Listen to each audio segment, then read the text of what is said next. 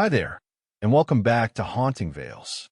Tonight's mystery begins in a mansion filled with beauty, rare art, priceless antiques, and a man obsessed with perfection. He called himself a collector of stories, but when his body was found seated before an unfinished portrait, it seemed he had finally completed his last acquisition, death itself. When Hercule Poirot arrives, he finds a room locked from the inside. Chapter 1: The Gallery of Shadows. It began on a cold, silver morning in London. The mist hung low over the Thames, curling through the narrow streets like an old ghost refusing to leave. Hercule Poirot sat by the window of his flat, the day's newspaper folded neatly beside a steaming cup of coffee. He was retired. At least he told people he was, yet the world had a peculiar way of finding him.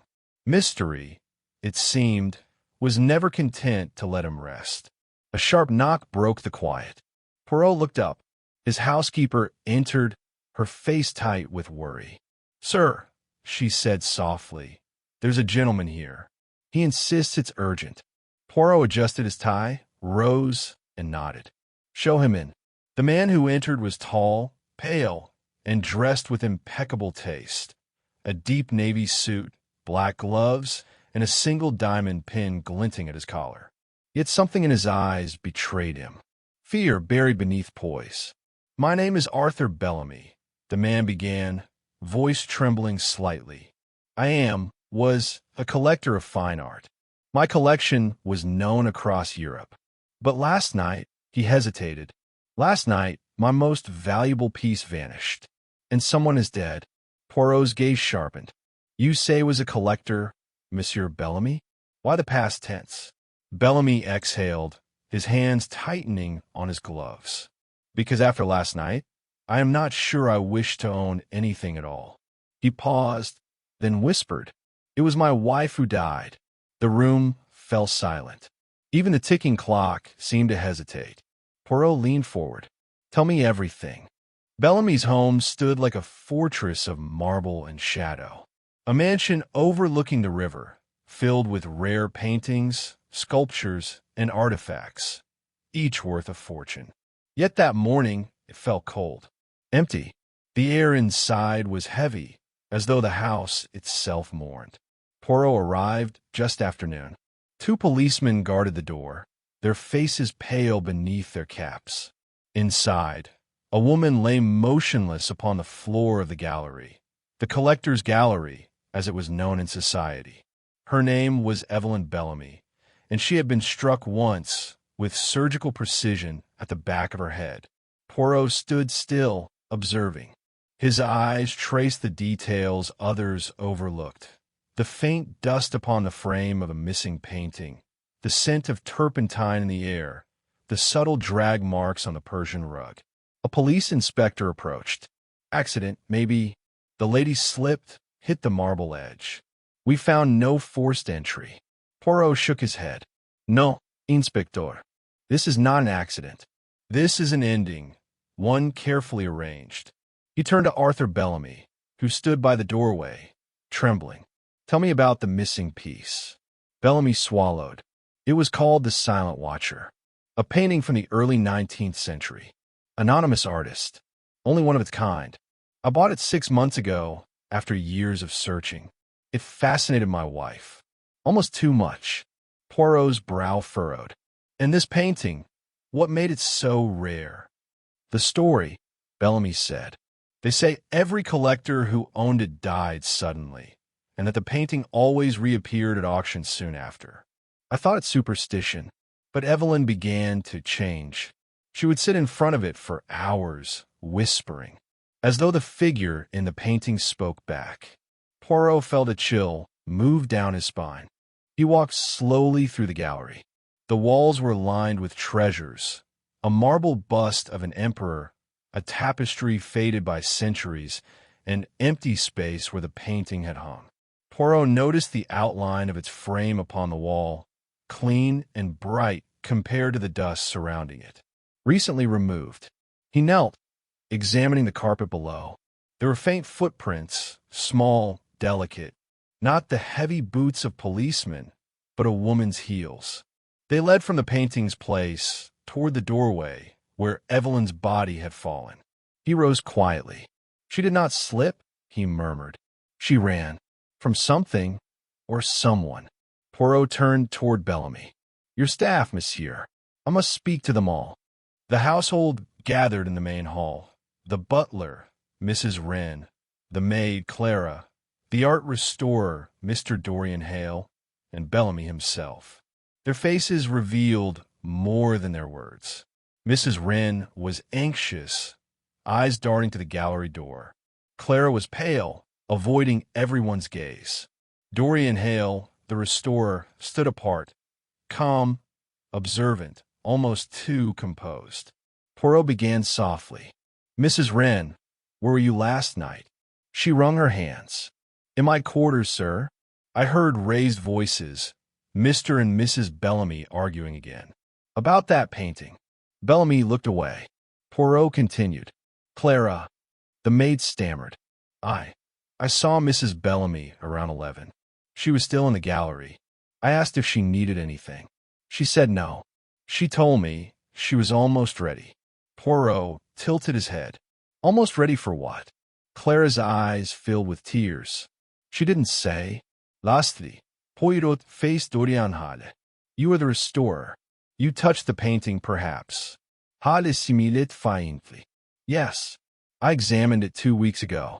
A fascinating piece, dark tones, hidden layers. But I didn't steal it, if that's what you're thinking. Poirot's expression didn't change.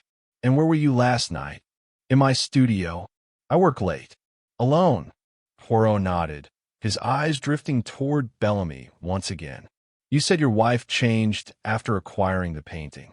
Did you? Bellamy hesitated, then said quietly, perhaps. I began to feel watched. Later that evening, Poirot returned to the gallery one last time. The house was silent now, police gone, the air colder. He studied the space where the painting had hung, and the faint mark upon the floor where Evelyn had fallen. Something wasn't right. He bent close, examining a splatter on the marble, small, red, and barely visible beneath the rug's edge. But what drew his eye was something else. A thin, curved hairline scratch along the wall where the painting's frame once was. Fresh. Poirot leaned back, his mind moving swiftly. The painting was not stolen, he whispered. It was taken down, carefully, by someone who had time, privacy, and reason. He turned toward the doorway. But where is it now? Outside. The fog deepened, curling around the mansion like a shroud. Poirot stood at the steps, looking back one last time. Arthur Bellamy appeared behind him, eyes hollow. You think I killed her, don't you? Poirot did not answer. He only said, I think, Monsieur Bellamy, that your wife died for something far greater than jealousy or theft. She died for a secret hidden in that painting, a secret that someone in this house still guards. Bellamy's face drained of color. What do you mean? Poirot adjusted his hat. I mean, my dear sir, that this is not merely the case of a murder. It is the case of the collector's final piece. He stepped into the mist, his silhouette fading into the London night, leaving behind a house filled with silence, a widower trembling by the door, and a gallery that no longer felt empty, only haunted. Chapter 2. The painting that watched back. The following morning broke gray and unwelcoming. The fog had not lifted. It only thickened, swallowing the city whole. In the drawing room of Whitehaven Manor, the fire had long since died, leaving only the faint crackle of cooling embers. Hercule Poirot stood before them, hands clasped neatly behind his back, eyes distant yet alert. Arthur Bellamy entered, his face pale and sleepless. You stayed the night, he said quietly. Poirot did not turn. One does not leave a puzzle half solved, Monsieur Bellamy, especially when the missing pieces refuse to stay hidden. Bellamy hesitated before sitting opposite him. Do you truly believe my wife was murdered? The police said. The police see a fall. Poirot interrupted softly. I see a design. Someone removed that painting deliberately. Someone wanted it gone, or perhaps wanted her gone. Bellamy's hand trembled as he poured himself coffee. It was cursed. That's what people said. Evelyn believed it. Poirot's gaze shifted, his voice calm, but edged with curiosity. Do you believe it? Bellamy hesitated too long before answering. No, I believe in greed, envy, and obsession. They destroy more lives than curses ever could. Poirot's eyes softened. Then we understand each other perfectly. The collector's gallery was sealed off that morning. Poirot stood before the empty space on the wall, where the silent watcher had once hung. Sunlight, pale and thin, touched the edges of the frame mark, the only trace the painting left behind. He turned sharply as he heard a faint sound, a floorboard creaking near the far end of the corridor. Clara, the maid, stood there, clutching a folded cloth in her hands. "Sir," she said hesitantly, "I was cleaning the guest room when I found this." Poirot took the cloth gently from her and unfolded it. Inside lay a small key, brass, worn by years of use, with the initials E.B. engraved at the top. He raised an eyebrow. "Mrs. Bellamy's key?" Clara nodded. She kept it close, said it was for something precious. "I thought it was for the jewelry safe, but it doesn't fit." Poirot's mind sharpened. "And where exactly did you find it?" "In a drawer of the vanity, hidden under a false bottom." He studied the key a moment longer, then smiled faintly. "Then, mademoiselle, we have found not only a key, but also the door it wishes to open." An hour later, Poirot stood in the cellar. The air was damp and heavy with the scent of oil and wood polish. Rows of crates lined the walls, marked with names of galleries and auction houses from across Europe. He examined them one by one until his hand rested on a large chest, locked and unmarked. He inserted the key. It turned easily. Inside, beneath a layer of velvet, lay the missing painting, the silent watcher. Poirot inhaled slowly. The figure in the painting was unsettling. A cloaked man stood in an empty field, face shadowed, eyes obscured by darkness. Behind him, a faint outline of a house, distant, almost swallowed by mist. And within that mist, if one looked long enough, faint shapes seemed to move. Poirot felt something in the pit of his chest, not fear exactly, but unease. "Curious," he murmured. "The painting hides more than brushstrokes." He carried it upstairs to the drawing room and placed it against the wall. Bellamy, summoned quickly, entered and froze when he saw it. "Where did you find it?" "In your cellar, locked in a chest that belonged to your wife." Bellamy's face drained of color. She must have hidden it there. But why?" Poirot stepped closer to the painting. "That, my dear sir, is what we must now learn." Poirot called the household once again. The butler, the maid, and the restorer all stood in silence as he gestured toward the recovered artwork. "This painting," Poirot began, "was not stolen. It was hidden by Mrs. Bellamy herself." Mrs. Wren frowned. "But why would she do such a thing?" Poirot's voice was calm. "Because she discovered something she was not meant to see." He turned to Dorian Hale. "You restored this painting, yes?" The man nodded slowly. "Yes, though it needed very little work. The layers were," he paused, glancing toward the others, "unusual." "In what way?" "Hade histatit." The canvas was old, but beneath the top layer of paint, there were faint traces of another image, almost as if the original artist had painted over something else. Poirot's eyes gleamed. "And Mrs. Bellamy knew?" "I told her. She became obsessed. She said the true painting was underneath. She even asked me how to remove the upper layer without damage." Poirot leaned forward. "And did she try?" He looked down. "I believe she did." Poirot dismissed them all except Bellamy. Together, they studied the painting in silence. "You said you bought it at an auction," Poirot said. "Do you recall from whom?" "A small private collector in Paris," Bellamy replied. "I never met him. The auction house handled it. Poirot's gaze didn't waver from the painting. And did you know the name of the man who owned it before that? Bellamy shook his head. No, I didn't think it mattered. Poirot nodded thoughtfully. But it matters greatly. For if the story of this painting's curse has any truth, then each of its owners has met an unfortunate end, and the painting has always resurfaced. Which means, Monsieur Bellamy, that the person who profits from its return has never changed. Bellamy's expression hardened. You think someone has been killing for it? Poirot said quietly, not for the art itself, but for what the art conceals. That evening, Poirot sent word to Scotland Yard to trace the painting's ownership. As he waited, he sat alone in the gallery, the painting propped before him.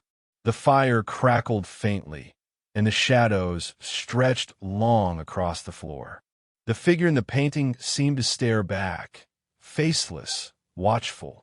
Poirot leaned forward. What are you hiding, Mon? He caught himself and smiled faintly. What are you hiding, my friend? His eyes traced the corner of the canvas. Something caught the light, a small flake lifting from the edge. Poirot's hand trembled slightly as he peeled it back. Beneath the top layer of paint was another image, faint but unmistakable. A woman's eyes, wide, frightened. Poirot froze. Moments later, he heard hurried footsteps. Dorian Hale entered, face pale. I saw the light from the garden. You're still here. Poirot turned to him, his expression unreadable. Tell me, Mr. Hale, when you restored this piece, did you see this? He pointed to the faint image beneath. Staved. His lips parted slightly. No, I never. He stopped, catching himself. Poirot's voice hardened. Careful, monsieur. The truth has a way of peeling itself free, like paint from an old lie. Swallow it. It's impossible. The woman, who is she? Poirot straightened. That is precisely what I intend to discover. By the next morning, Scotland Yard had replied. The painting's previous owner, an art dealer named Victor Hale. Poirot read the name twice, then turned the letter toward Arthur Bellamy. Victor Hale. Bellamy repeated. But that's... Your art restore's brother, Poirot finished. Now deceased 5 years ago. A fall from a balcony, they said. Another accident. Bellamy stared, stunned. You think Dorian... I think Dorian Hale has more connection to this painting than he admits, Poirot said quietly. His brother owned it and died suddenly. The painting vanished, then reappeared at auction, and soon after found its way to you. Now, your wife is dead. Tell me, Monsieur Bellamy, does that sound like coincidence to you? Bellamy's hands clenched. No, it sounds like a chain. Poirot nodded. And at the end of that chain, there is always a hand that pulls. Poirot found Dorian Hale that afternoon in his studio behind the house. The man was mixing paints, his movements calm, but his shoulders tense. Working late again? Poirot asked. Hale turned slowly. It calms me. Does it calm you to know your brother's name has reappeared? I have learned that he owned the Silent Watcher before you did. Hale froze. Poirot continued softly. Your brother died mysteriously. The painting vanished. Now, Mrs. Bellamy dies, and it is found in your employer's cellar. Tell me, what binds these deaths together? Hale said nothing. Poirot stepped closer, voice lowering. You hid the truth from me once, but you will not do so again. What lies beneath this painting, Mr. Hale?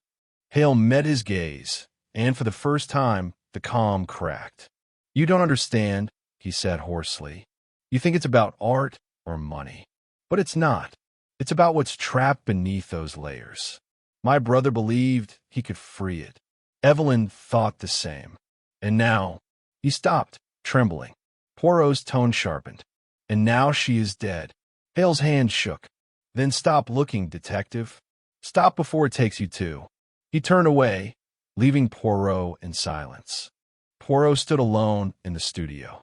His eyes wandered over the brushes, the solvents, the paints, tools of beauty that could also destroy. On a nearby table, a small jar caught his attention. Inside, fragments of dried paint, layers scraped carefully from a single source. On the lid, faintly written in pencil, "Watcher, test layer." Poirot whispered, so she did attempt to uncover it. He turned toward the door, his reflection catching in a small mirror on the wall, and froze. In the reflection, behind him, hung a second painting. Not the same, smaller, but with the same faceless figure in the mist. A copy. Poirot stepped closer, heart steady but mind racing. Beneath the paint, faint cracks ran through the surface, as if something underneath was straining to be seen. "The Watcher," he murmured. But who was being watched? That night, Poirot wrote in his notebook by candlelight. He wrote of the painting, of Evelyn Bellamy's obsession, of Dorian Hale's brother, of how the same darkness seemed to pass from owner to owner, leaving death in its wake. He paused, tapping the pen against the page. Every collector sought to complete their gallery. But for Evelyn Bellamy, her final piece had been more than art. It had been revelation, and it had killed her. Poirot looked once more toward the covered painting at the far end of the room. "The question," he whispered, "is not who killed her. The question is what she discovered before she died." The candle flickered, shadows stretching across the wall, and for just an instant, it seemed as if the faceless figure within the painting moved. Poirot stared, unblinking, then rose slowly from his chair. The truth, he knew, was close. But like the painting itself, it waited beneath the surface, patient, silent, watching. Chapter 3. The Collector's Final Piece. The rain came that night, a steady, cold drizzle that washed the streets clean, but left the air heavy with the scent of iron and ash. Inside Whitehaven Manor, the storm whispered against the windows as Hercule Poirot sat in the study, his gaze fixed on the fire. The painting, the silent watcher, stood propped against the wall once more. But this time, it was uncovered. The flickering flames seemed to breathe life into its shadows. The faceless figure, cloaked and still, seemed to lean forward, as though listening. Poirot spoke softly, his voice a murmur against the storm. "You have seen much, haven't you? You have watched as one collector after another try to claim you. But you belong to no one." He rose, walking toward the window where the reflection of the painting shimmered faintly in the glass. "And now," he said, "we shall see who among them is still watching." The next morning, Poirot gathered everyone in the gallery. The air was thick with unease. Arthur Bellamy stood near the fireplace, his expression hollow. Dorian Hale remained at the far end of the room, still as stone. Clara and Mrs. Wren hovered nearby, fearful but curious. Poirot stood before the painting. His voice was calm, but every word fell with precision. "Last night," he began, "I made a discovery that Mrs. Bellamy made before her death. She learned what was hidden beneath the surface of the silent watcher, and that discovery cost her life." He looked at Hale. "You told me your brother died in an accident, but it was not so. He died because he uncovered what this painting truly was, and because he tried to expose it." Hale's jaw tightened, but he said nothing. Poirot continued, "This painting has passed from one hand to another, always bringing misfortune, but not because it was cursed, because it was profitable. Someone has been killing those who learned its truth, reclaiming it, and reselling it under false names." He turned sharply toward Bellamy. "When your wife began removing the upper layer of paint, she found a portrait of a woman, terrified, trapped beneath the brushstrokes. She realized that the so-called curse was not myth, but memory. This painting hides evidence of murder." The first collector's final piece. Silence rippled through the room. Rain tapped against the tall windows, steady as a heartbeat. Poirot's eyes narrowed. This was not the work of an anonymous artist. It was the work of a killer, one who painted over his own crime. He gestured toward the painting. The face beneath is that of the painter's victim, and every new owner who came too close to revealing it met the same fate. Arthur Bellamy's voice broke the silence. Then who painted it? Poirot turned slowly, his gaze resting on Dorian Hale. Your brother. Hale's breath caught. Poirot continued quietly, relentless. Victor Hale was an artist, brilliant but unstable. He murdered a woman and painted over her image, sealing her forever beneath his art. The police never found her body because it was here, hidden all along. When your brother died, the painting vanished. You, Dorian, recovered it, restored it, and began to sell it, each time to those wealthy enough to attract attention and curious enough to uncover the truth. When they got too close, they died. Dorian's hands shook. No, he whispered. I never. Poirot raised a hand. You killed Mrs. Bellamy because she learned the truth. She uncovered the woman's eyes beneath the paint, didn't she? And you could not allow her to reveal what your brother had done, or what you continued. Hale's voice rose, raw and trembling. You don't understand. She was obsessed. She said she heard whispers from beneath the canvas. She wanted to strip it bare. She would have destroyed it. Poirot's voice was cold. No, monsieur. She wanted to free it. The wind howled outside, rattling the glass. Poirot stepped closer, his eyes never leaving Hale's. When you struck her, it was quick. One blow from behind. Then you carried the painting to the cellar and locked it away. You hoped the police would believe it had been stolen, and that the case would end quietly. Hale's face broke. It wasn't supposed to go that far. Poirot's tone softened, though his gaze did not. Murder never is. For a long moment, no one spoke. Then Arthur Bellamy turned away, his shoulders shaking. She died for something she didn't even own, he said hoarsely. Poirot looked at him. No, Monsieur Bellamy. She died because she saw truth. She refused to let a lie hang upon her wall. Later that afternoon, the police led Dorian Hale away. The rain had stopped, but the air remained heavy, as though the house itself was reluctant to breathe again. Poirot stood once more in the collector's gallery, the painting covered at last. Inspector Graves approached him. We'll take the painting into custody. For evidence. Poirot nodded. See that it is kept safe. No more deaths must come from this frame. The inspector hesitated. Tell me, Poirot, do you think the story about the curse was real? Poirot's lips curved into a faint smile. A curse is merely guilt that refuses to die, Inspector. And guilt, like art, is eternal. That evening, Poirot dined alone in his flat. The newspaper headlines spoke of the Bellamy tragedy, of art and madness, of obsession turned fatal. But Poirot read none of it. He sat in silence, eyes half closed, replaying every detail in his mind. He thought of Evelyn Bellamy, her curiosity, her quiet rebellion against the silence that surrounded her husband's world. He thought of the faceless watcher in the painting, standing forever in that endless field. Poirot whispered to himself, we all collect something, do we not? Some collect art, others secrets.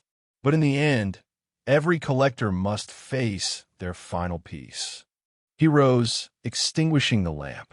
The rain began again outside, soft and rhythmic. The case was closed, but Poirot could not shake the image of the woman's eyes beneath the paint. Eyes that had watched. Eyes that had waited to be seen. A week later, a package arrived at Poirot's flat. No return address. Inside, carefully wrapped, was a single object, a photograph. It showed the restored painting, the silent watcher, exactly as it had appeared before it was seized.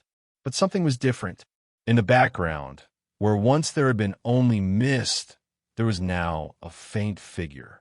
Small, distant, standing near the painted house. Poirot stared for a long time. The figure was of a woman, her face half turned toward the viewer. He placed the photograph in a drawer, locked it, and whispered, "Let sleeping ghosts rest." But as he turned away, The faint echo of rain against the glass seemed to shift, forming a rhythm almost like a heartbeat, or perhaps the sound of distant footsteps. And for the first time in many years, Hercule Poirot felt as though he was being watched. If you were standing in that gallery and saw the silent watcher on the wall, would you dare to look closer? Or would you walk away, leaving its secrets untouched? Tell me what you would do in the comments below. And if this mystery kept you guessing till the end, remember to like, share, and subscribe, because the next case might be even darker. Until then, keep your eyes open, my friends. Some paintings should never be seen twice.